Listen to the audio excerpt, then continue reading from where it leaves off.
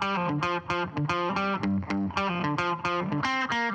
guys, this is one of my favorite parts of rebuilding is pulling off the emergency brake drum. Now I do know that this came from Georgia, in South Georgia. So a lot of times when you have that, you get all kinds of stuff in here. They go off-roading and into marshes and all that kind of stuff. So on my 2A, when I popped this open, it had nothing but pine needles and all kinds of wood and dirt and grime and mud down in here because of these open holes. So I haven't pulled this off yet. I just got the yoke off. So we're going to see what this condition looks like. Oh, it came off a little bit easier. Okay, we're almost there.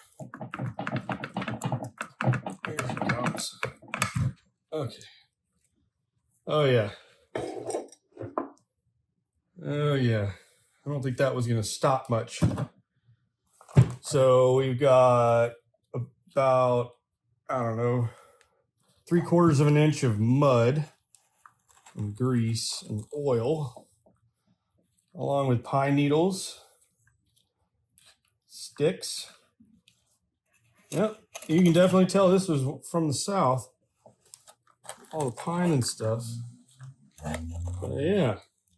So that's removing the emergency brake drum. And that is going to need to be rebuilt. So anyway, this is one of my favorite parts, is opening this up and just kind of seeing what's going on here. This doesn't even have any padding left. That's all just, I don't think that's any more padding.